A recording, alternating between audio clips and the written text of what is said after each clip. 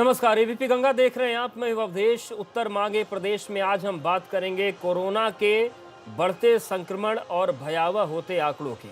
लेकिन सवाल ये है कि आंकड़े भयावह जरूर हैं, लेकिन क्या किसी को भय महसूस हो रहा है? क्या किसी को इस बात का डर है कि वो संक्रमण की जद में आ जाएंगे? क्या किसी को इस बात की चिंता है कि अपने साथ हम समाज को संक्रमण से कैसे बचाएं? सवाल ये है कि जान और जहान कैसे बचे, और सवाल ये भी कि जब एक दिन में 95,000 से ज्यादा मामले सामने आ रहे हैं, तब आखिर संक्रमण से कैसे बचेगा देश? यही उत्तर मांग रहा है प्रदेश। सुबह शाम हर पहर बढ़ रहा है कोरोना का कहर। भयावह हो चुके हैं आंकड़े, भयावह है संक्रमण की रफ्तार। फिर भी बाजार गुलजार, सड़कों पर भीड़ का अंबार। नहीं संभलेंगे लोग तो कैसे थमेगा कोरोना? नहीं मानेंगे नियम तो कैसे रुकेगा संक्रमण? कोरोना पर जारी है वार पलटवार। सब मिलकर नहीं निभाएंगे जिम्मेदारी, तब कैसे थमेंगे केस? उत्तर मांगे प्रदेश। और सीधे मेहमानों का रुख करते हैं। हमारे साथ ओपी मिश्रा जुड़ गए हैं, प्रवक्ता बीजेपी अनुराग भदौरिया जी, प्रवक्ता समाजवादी पार्टी। हमारे साथ डॉक्टर युगांतर पांडे जी भी जुड़ गए हैं, सचिव हैं मेडिकल एसोसिएशन प्रयागराज से। और डॉक्टर हिमांशु यादव जी हमारे साथ जुड़ रहे हैं, सर्जन हैं, आगरा से आप जुड़ रहे हैं। आप सभी का बहुत स्वागत है। सबसे पहला सवाल ओपी मिश्रा जी आपसे कि तमाम कोशिशें लगातार चल रही हैं, लेकिन संक्रमण थमने का नाम नहीं ले रहा। अब संक्रमण थमने का तो छोड़िए, 95,000 मामले अगर एक एक दिन में सामने आएंगे तो अंदाजा है कि किस भयावह कगार पर हम खड़े हैं। अब क्या लगता है कि रणनीति बदलने की जरूरत है? जैसे ढर्रा चल रहा है उससे देश नहीं बचेगा। देखिए उदय जी, बिल्कुल जहां से हमने शुरू किया था और आज जहां पे हम हैं, निश्चित रूप से केसेस काफी बड़े हैं और संक्रमण लगातार अभी हम लगातार देख रहे हैं ये अपने पीक पे आते जा रहा है और सरकार अपने पूरे प्रयास कर रही है। और देखिए, जब भी हमने लॉकडाउन शुरू किया था तब पूरे देश में एक भी कोविड अस्पताल नहीं था। आज देश में 1653 कोविड अस्पताल हैं, 12 लाख बेड हैं और जिसमें से 50,000 डेडिकेटेड वेंटिलेटर बेड हमारे देश में उपलब्ध हैं। और फिर भी हमें सरकार अपना प्रयास कर रही है और लगातार प्रयास कर रही है, लेकिन सरकार के प्रयासों के साथ साथ आज हम सभी नागरिकों का, हम सभी प्रबुद्धजनों का और हम सभी देश के सभी जो भी नागरिक हैं, इन सब का एक कर्तव्य आज ये बनता है कि सरकार जिस तरह से गाइडलाइंस जारी कर रही है, हम उस गाइडलाइंस को फॉलो करें, हम मास्क पहने, हम सैनिटाइज करें और भीड़ भाड़ से बचे, सोशल डिस्टेंसिंग का पालन करें और लगातार ऐसे ही प्रयासों से ही आगे हम बढ़ाएंगे तो हम इससे दूर रहेंगे। और बचाव ही उपाय है, जान ही जहान है। और उसके साथ साथ मैं ये कहूंगा कि अब जो व्यापार है, जो बिजनेस है, वो लगातार खुल रहा है। हम लॉकडाउन से अनलॉकडाउन की तरफ लगातार बढ़ रहे हैं। अभी देखेंगे दिल्ली में मेट्रो खुला, पूरे देश में जहां जहां मेट्रो है वो सारे खुल रहे हैं। तो जिस तरह से अब ये हम कोई भी जो व्यापार है, बिजनेस है, उसको लगातार बहुत दिनों तक बंद नहीं कर सकते। हाँ, हमें प्रिकॉशंस की जरूरत है, हम एक एक प्रिकॉशंस को ध्यान रखें। बिल्कुल, वो तो लिया ही जा रहा है, लेकिन सवाल ये है कि प्रिकॉशंस के बाद ये स्थिति क्यों बन गई? अनुराग भदौरिया जी, सवाल यही है कि लंबे वक्त तक लॉकडाउन नहीं हो सकता, सरकार की दलील ये है, और जितना लॉकडाउन हुआ उसकी तस्वीर भी सामने आ गई कि जीडीपी की हालत क्या है। अब सवाल यह है कि स्थितियां सुधरें कैसे, कहां पर कमी हो रही है, नया क्या होना चाहिए? क्या लोगों को भी अब जिम्मेदारी अपने आप को खुद सरकार मानकर निभानी पड़ेगी?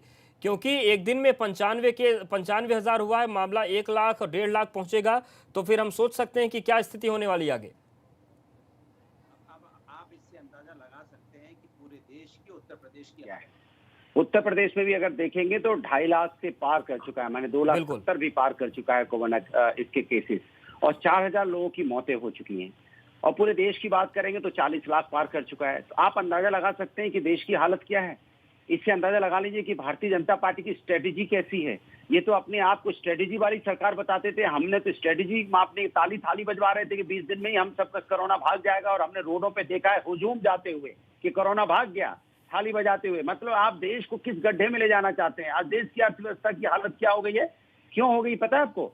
क्योंकि भारतीय जनता पार्टी जिम्मेदारी से भागती है। जनता को जो वादे किए थे जनता के साथ खरी नहीं उतरती। अभी कहे थे कोविड हॉस्पिटल बनवा दी, इनसे पूछिए एक हॉस्पिटल आपने उत्तर प्रदेश में बनवाया हो? जो हॉस्पिटल इंफ्रास्ट्रक्चर बना हुआ है पहले से, उसी को आप इस्तेमाल कर रहे हो। 3.5 साल में आपने, अगर यही तो दूरदर्शिता होती ना व्यक्ति की, 3.5 साल की सरकार हो गए, कम से कम 20-25 हॉस्पिटल अब तक बन जाने चाहिए थे, जो नहीं बने। आने वाले दिन में और कोई बीमारी हो तो कहो समाजवादी की सरकार थी, बना के गई थी तो इतने हॉस्पिटल में बेड्स मिल पा रहे हैं। अगर मान लो समाजवादी की सरकार नहीं होती 2012-17 से, यही जो सरकार थी, ऐसी सरकार होती तो अब तो रोड पे मर जाते लोग। हॉस्पिटल ही नहीं होते, हॉस्पिटल नहीं होते तो कहां जाते लोग, तब कहां घंटी बजाते घूमते रहते। ये भारतीय जनता पार्टी सिर्फ समाज का ध्यान भटकाने की बात करती है। सिर्फ जाति धर्म की राजनीति पे देखो, अभी डिबेट करा लो 24 घंटा, जाति धर्म की राजनीति में ऐसे ताल ठोक के बैठते हैं, ये भूल जाते हैं कि इंसान का जिंदा रहना बहुत जरूरी है। इंसान होगा तो हम सब जाति धर्म की भी बात कर लेंगे, इंसान नहीं होगा तो किस पे बात करेंगे? सबकी अर्थी इस तरह से सजी रहेगी, फिर क्या कर लेंगे हम आप? इसलिए हम आप इंसानियत की बात ही नहीं कर रहे हैं। ना यहाँ रोजगार की बात होती है, ना महंगाई की बात होती है, ना कोरोना से परेशान लोग उनके बारे में चर्चा होती है।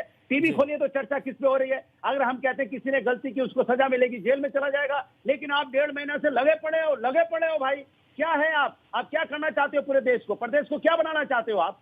इसको किस रास्ते पे ले जाना चाहते हो? क्या देश के अंदर बेरोजगारी पे क्या? आप मैं इनसे पूछना चाहता हूँ, बीजेपी के प्रवक्ता बैठे, एक ट्वीट बता दें इनके बड़े बड़े जो नेता हैं जिन्होंने बेरोजगारी पे ट्वीट किया हो, एक बता दें कोरोना पे ट्वीट किया हो, एक बता दें महंगाई पे ट्वीट किया हो। यही तो हमारी जनता के मुद्दे हैं। एक बता दें इन्होंने यूथ के बारे में ट्वीट किया हो, कुछ नहीं, सन्नाटा छा जाता है। ओपी जी, सवाल इंफ्रास्ट्रक्चर पर उठा है बात हो जाए तो देखिए कि इंफ्रास्ट्रक्चर अगर आप लोगों ने बनाया होता तो ये स्थितियां नहीं होती। क्या उसमें आप लोग पीछे छूट गए? दूरदर्शिता की कमी रह गई? और अब क्या करेंगे? रणनीति जरूर बताइए आप, क्योंकि इस हिसाब से तो नहीं बचेगा। इनकी रणनीति समाजवादी बुराई करना, समाजवादी की बुराई करने की रणनीति है। बहुत माहिर है, उन्होंने कोई इंसान नहीं बनाया। ये भारतीय जनता पार्टी की सरकार है जो उत्तर प्रदेश में हर एक 3 जिलों में एक मेडिकल कॉलेज का निर्माण कर रही है। उत्तर प्रदेश में 12 कौन सा हॉस्पिटल बनाया? 12 से 18 मेडिकल कॉलेज कौन सा हॉस्पिटल बनाया? प्रभु हाथ जोड़ के पूछ रहा हूँ, नाम बता दीजिए ना प्रभु पढ़ के आइए। अभी भी फीता काट रहे समाजवादी का बनाए हॉस्पिटल का, अभी भी नोएडा में फीता काटा था, वो भी समाजवादी का था। और उत्तर प्रदेश में ज्यादातर हॉस्पिटल समाजवादी के बने हुए हैं। आप तो सिर्फ फीता काट रहे हैं, नाम बता नहीं पाएंगे। नाम बता दीजिए, नाम बता दीजिए, हॉस्पिटल का नाम बताइए, चिल्लाइए नहीं, हॉस्पिटल नाम बताइए। पानी पिए, पानी इनको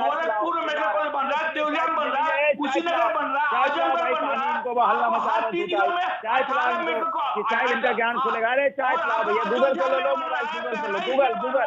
अरे भैया गूगल कर लो, प्रभु गूगल कर लो, हल्ला न मचाओ। प्रदेश में बन रहे हैं और लगातार काम चल रहा है। ठीक है, ओपी जी आपके पास भी आएंगे। सवाल ये है कि क्या आपको लगता है कि अब रणनीति बदलने की जरूरत है? डॉक्टर युगांतर जी, जो स्थितियां बनी हुई हैं, जो इंफ्रास्ट्रक्चर बनाया जा सकता था वो बनाया गया, लेकिन इसके आगे अब क्या किया जाए? क्योंकि जो वर्तमान परिस्थिति है उसमें कोरोना थमता हुआ रुकता हुआ नहीं दिख रहा है। युगांतर जी। बिल्कुल, हाँ, नहीं देखिए, एक इन्फेक्शस डिजीज़ है ये, हमको पहले ये सच को स्वीकार करना होगा। ये इन्फेक्शस डिजीज़ है और बहुत कंटेजियस है, बहुत संक्रामक है और एक से दूसरे से सांस से छूने से फैलती है। और चूंकि नई बीमारी है तो इसके शुरुआत में तो पता भी नहीं था कि ये कैसे फैलती है, फैलने के बाद इसकी रोग प्रतिरोधक कैसे पैदा होता है और इसकी जो शरीर के अंदर जो इसकी मारक क्षमता है वो किस प्रकार से क्या क्या नुकसान करती है। खैर अब धीरे धीरे आइडिया लगा है। तो संक्रमित बीमारी है, संक्रमण से फैलेगी। सबसे ज़रूरी है शिक्षित होना।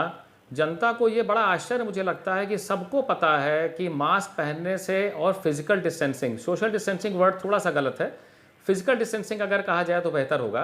तो फिजिकल डिस्टेंसिंग और मास्क पहनने भर से आप सब बच सकते थे, बहुत अच्छी तरह बच सकते हैं। और ये जिम्मेदारी हर इंडिविजुअल की है। सरकार ने इस बात के प्रचार प्रसार में कोई कसर नहीं छोड़ी। युगांतर जी मानते हैं कि जिला प्रशासन फेल हो गया? क्योंकि आपके प्रयागराज में ही मैं गया बीते हफ्ते, तो वहां तो 70% ऐसे लोग बाजारों में मिल जाते हैं जो मास्क नहीं लगाते हैं। स्थानीय प्रशासन फेल हो गया। माने सरकार है कहाँ जो फेल होगी? नहीं, पहले प्रशासन सरकार हो, तब तो आप फेल क्या हो ना। डंडा लेके किसको किसको सरकार मार के तब कहेंगे है, कि मास्क पहनो? हर आदमी को पता है, सबको खतरा है। हम आप इस चैनल पर डिस्कशन इसीलिए कर रहे हैं कि यहाँ खतरनाक तो बीमारी है यहाँ तो जो और चाहे बच्चा उसको बच्चा जानता है इस जो बीमारी के पता बारे में। सरकार ने मोबाइल के रिंगटोन में इसको लगा रखा है। तो डे 1 से हम लोग ये फरवरी से रिंगटोन सुन रहे हैं, तो ये कोई नहीं कह सकता कि हमको पता ही नहीं था कि इससे कैसे बचा जाता है। लेकिन अगर उसके बाद भी जनता लापरवाह हो जाए तो सरकार क्या है? हम ही आप तो सरकार हैं, कोई हमारे से अलग तो है नहीं। सरकार तो की कितना जिम्मेदारी मारे, होती है, कितना हम आप डंडा सरकार मारे, नहीं किसको है, पकड़ के चालान करे, सर, वो हम करे आप तो अलग सरकार उत्पीड़न नहीं हो है। जाता है शुरू। हम आप सरकार तो जब नहीं है, हमको गलतफहमी में न हमें रहिए। अपना फायदा पता है तो भी अपने नुकसान करने पे आमादा है ये। नहीं, सरकार तो हमको अपनी कहनी पड़ेगी, हम लोगों ने वोट देके चुनी है भाई। सरकार कोई उपाय कर रही है। सरकार जब ये संक्रमण बीमारी केवल भारत में नहीं है, ये पूरे विश्व में है। और जिस तरह से इसका व्यापक सामने आया है, उसमें हम सभी सरकार यहाँ पे रैली करती घूम रही है, सरकार यहाँ पे स्वागत करवाते घूम रही है, सरकार के नेता भारतीय जनता पार्टी के नेता स्वागत करवा रहे हैं, भारतीय जनता पार्टी के नेता प्रोग्राम करवा रहे हैं, भारतीय जनता पार्टी के नेताओं ने कोई ध्यान नहीं दिया। सिर्फ जाति धर्म की राजनीति में भारतीय जनता पार्टी बिजी है। उसको पता है कि भारतीय जनता पार्टी जाति धर्म की राजनीति से सत्ता मिलती है, यहाँ डेवलपमेंट का काम करने से, जनता की भलाई करने से, जनता की बात करने से, जनता के स्वास्थ्य की बात करने से सत्ता नहीं मिलती है। इसलिए भारतीय जनता पार्टी जनता की बात नहीं करती है, उसे जाति धर्म की बात करनी है, क्योंकि उसको लगता है सत्ता इससे मिलती है। आप इसी की सत्ता पाना चाहते हैं। आप एक हॉस्पिटल का नाम नहीं बता पाए, चिल्ला इतना रहे चाय पीजिए, अरे चाय पीजिए, लीजिए चाय पीजिए, अल्लाह नाम बताइए, हॉस्पिटल का नाम बता नहीं पा रहे प्रभु। अरे हॉस्पिटल नहीं पाए, चाय पीजिए प्रभु, चाय पीजिए, अरे लीजिए, अरे बॉर्नविटा है, बॉर्नविटा। ओपी जी, मिश्रा जी, बॉर्नविटा डॉक्टर हिमांशु जी के पास भी जाना है। ओपी मिश्रा जी, बस एक सवाल का जवाब दीजिए कि अगर आज के दौर में भी लोग मास्क नहीं पहन रहे हैं तो इसका जिम्मेदार कौन है? इसकी जिम्मेदारी तो मान ली जाए नहीं कि प्रशासन फेल है।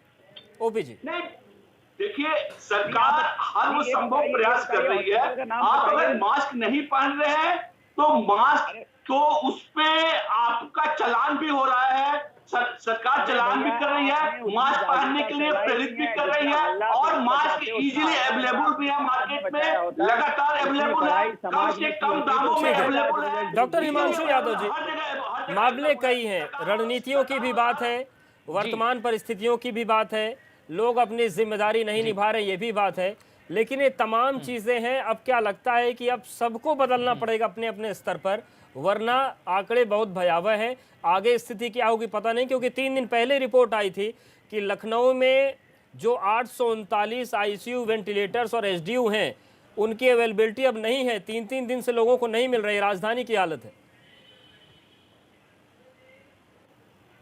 जी देखिए, इसके ये जो बीमारी है इसके 3 बिंदु होते हैं। एक बिंदु होता है इंडिविजुअल, एक बिंदु होता है कम्युनिटी, और तीसरा बिंदु होती है सरकार।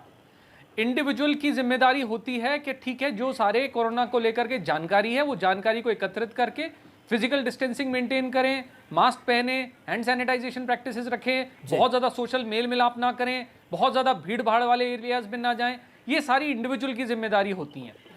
कम्युनिटी का जिम्मेदारी ये होती है कि एज अ होल कम्युनिटी वो सारी साउंड प्रैक्टिसेस को फॉलो करे, जो गवर्नमेंट की प्रैक्टिसेस हैं उनको फॉलो करे, अपने जो बुजुर्ग लोग हों उनको थोड़ा सा गाइडलाइन दी जाए कि बुजुर्ग लोगों को थोड़ा सा अलग रखा जाए। और सरकार की जिम्मेदारी होती है कि लोगों को जागरूक करना इस चीज़ के बारे में, लोगों को बताना, नियमों का अनुपालन कराना, नियमों के बारे में लोगों को सतर्क करना कि इस तरीके से कोरोना फैलता है, इस तरीके से बीमारी फैलती है। अगर लोग इंडिविजुअल लेवल पर इस चीज़ का नहीं करेंगे, इस चीज़ का निर्वाह नहीं करेंगे, तो इन दैट केस नतीजे हमेशा ही भयावह होने वाले हैं। और अनफॉर्चुनेटली ये बीमारी भी खराब है। अगर आप हमारे देश में, अगर मैं एक बार को मान भी लूँ कि यहाँ पर दूसरी तरीके की राजनीति हो भी रही है और ये सब भी चीज़ें हो रही हैं, तो भी आप देखिए वो देश, इतने विकसित देश, इटली, अमेरिका, यहाँ पर भी कोरोना फैला, और यहाँ पर भी कोरोना एक इतनी सारी आबादी को वहाँ कर फैला। इनफैक्ट अमेरिका में इस टाइम सेकेंड वेव की बात हो रही है। तो ऐसा तो नहीं है कि खाली सरकार को इस चीज़ के लिए ब्लेम दे सकते हैं, इस चीज़ के लिए इंडिविजुअल भी ब्लेम पे है। मैं अभी भी देखता हूँ बाजार में लोग हैं, बाजार में लोग कह रहे हैं कोरोना है कहाँ। जब कोरोना खुद को हो जाएगा उसके बाद ही लोगों को समझ में आता है कि कोरोना है कहाँ। बिल्कुल बिल्कुल, बोलिए। और मेरा सवाल एक और भी है उसमें, अभी आपने कहा कि शुक्र है कि 2012 से 2017 तक समाजवादी पार्टी ने अस्पताल बना दिए, वरना ये भी इंफ्रास्ट्रक्चर प्रदेश के पास नहीं होता। लेकिन मुख्यमंत्री योगी आदित्यनाथ ने शुरू में ये बातें कई बार कही थी कि आधे जिलों में वेंटिलेटर्स नहीं थे, अब पूरे जिलों में दिए गए। तो सर, अस्पताल आप लोगों ने बनाए, क्या वेंटिलेटर रखने भूल गए थे? देखिए सारी सुविधाएं हमारे हॉस्पिटल में थी, इन्होंने एक हॉस्पिटल समाजवादी पार्टी ने बिल्कुल अस्पताल नहीं बनाया है। और अस्पताल की जो स्थिति थी, जो स्थिति था उसको और जर्जर कर दिया था। एक्सटेंशन करा के ओपी जी थोड़ा सुन लीजिए, आते हैं आपका, ओपी जी सुन लेते हैं, अनुराग जी सुन लेते हैं। जब लगातार हॉस्पिटल हमने बोला ना, गोरखपुर में भी जो बीआरडी हॉस्पिटल है उसमें भी 300 बेड का हम बना गए थे, इसका उद्घाटन किया। एक बात जो अभी कह रहे थे सरकार की गलती नहीं है, सरकार की गलती क्यों नहीं है? सरकार जब होती है तो सरकार का जो लीडर होता है उसकी जिम्मेदारी बनती है प्लानिंग बनाना। जब आप अगर आप दिसंबर में ही, हम कहते हैं 2019 के दिसंबर में ही जहाज की लैंडिंग बंद करवाते इंटरनेशनल, आपको पता है वहां कोविड फैल रहा है, तो आप नमस्ते ट्रंप करने के चक्कर में पूरे देश में नमस्ते ट्रंप को घुमाते घूमे और पूरी इंटरनेशनल फ्लाइट लैंडिंग होती रही, लोग यहाँ आते रहे और संक्रमण फैलता रहा। तो सरकार की जिम्मेदारी, अब सरकार कहती है मैं क्या करूं, यहाँ संक्रमण है। तो शुरुआत में ही अगर आपने जहाज रोक दिए होते, इंटरनेशनल फ्लाइट रोक दी होती, हमारे देश में तो था नहीं ये बीमारी बाहर से आई, तो आपने दिसंबर में क्यों नहीं स्क्रीनिंग शुरू कर दी? अगर आप एयरपोर्ट पे स्क्रीनिंग शुरू कर देते, वहीं पे आप क्वारंटाइन शुरू कर देते, तो शायद आज ये दिक्कत नहीं होती। आपको याद होगा इनके स्वास्थ्य मंत्री ने क्या कहा था कि हमें कोविड का खतरा हमारे देश में नहीं है, फरवरी की बात है ये, जनवरी फरवरी में। बिल्कुल, इसका जवाब ओपी मिश्रा जी आपसे लेंगे। यहाँ पर वक्त एक बहुत छोटे से ब्रेक का है, ब्रेक के बाद लौटेंगे तो ओपी जी से इसी पर सवाल पूछेंगे कि क्या रणनीतियों में चूक हो गई, और अगर चूक को स्वीकार कर लिया जाए तो आगे के लिए क्या है, क्योंकि स्थितियां बहुत विकट हो चुकी है। फौरन हाजिर होते हैं।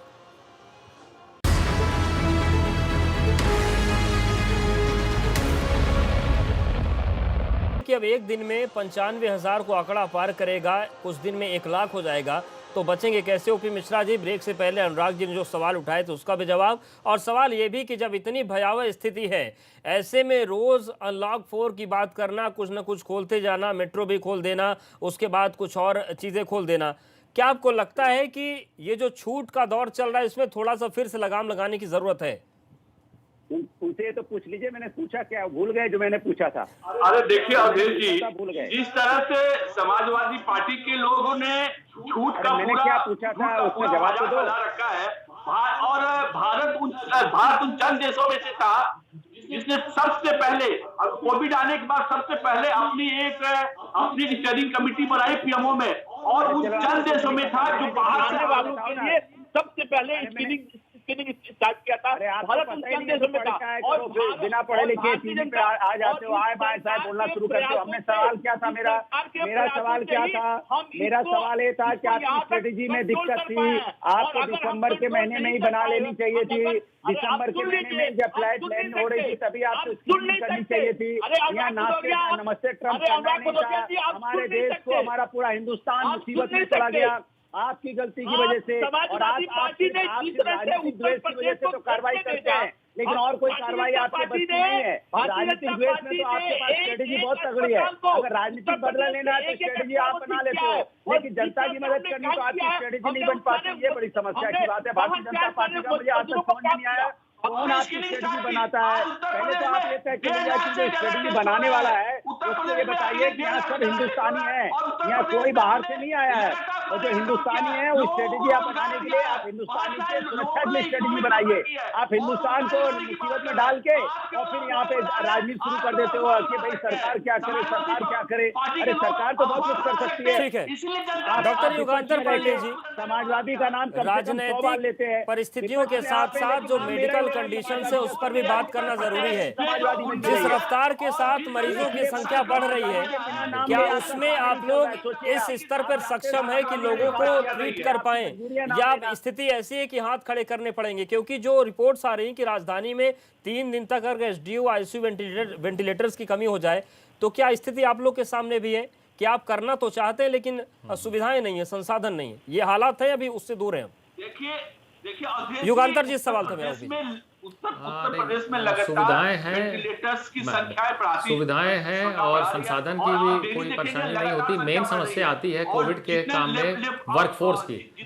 अगर सरकार अकेले सरकारी सुविधाएं जो हैं, सरकारी अस्पताल इतने सारे मरीजों का बोझ ढोने की हालत में नहीं है, तो प्राइवेट सेक्टर को इन्वॉल्व करना ही पड़ेगा, क्योंकि सारे इनसे पहले भी हिंदुस्तान की 80% हेल्थ सेक्टर जो है वो प्राइवेट सेक्टर ही देता है सारी सुविधाएं, स्वास्थ्य सुविधाएं। तो कोरोना में हम उससे अलग कैसे हो सकते हैं?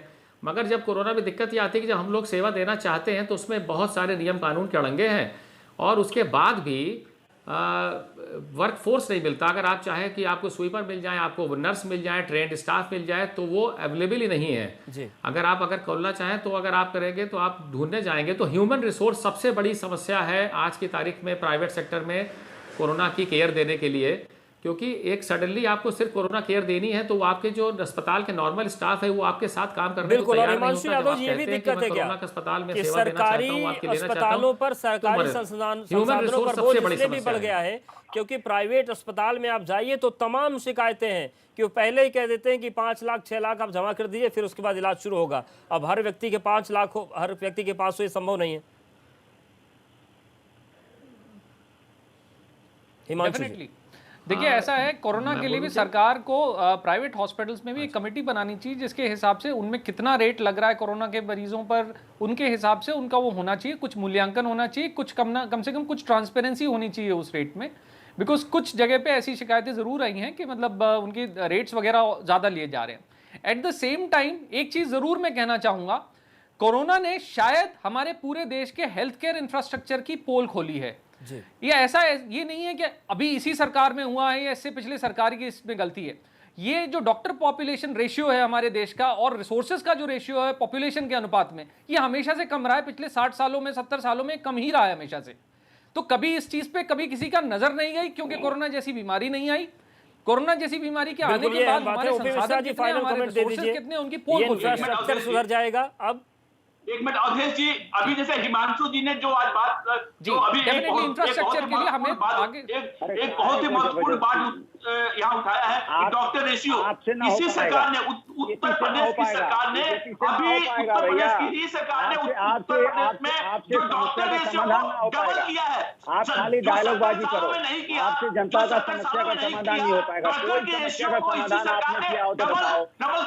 डबल किया है, लेकिन अगर फिर भी संसाधन कम पड़ रहे हैं तो उन्हें और बढ़ाने की जरूरत है। आप सभी मेहमानों का बहुत शुक्रिया हमारे साथ जुड़ने के लिए, बातचीत करने के लिए। तो स्थिति साफ है कि सरकार को अपनी जिम्मेदारी निभानी होगी, समाज को अपनी जिम्मेदारी निभानी होगी और आपको हमको भी अपनी जिम्मेदारी निभानी होगी, वरना स्थितियां बहुत भयंकर हो चुकी हैं उत्तर मध्य प्रदेश में फिलहाल इतना।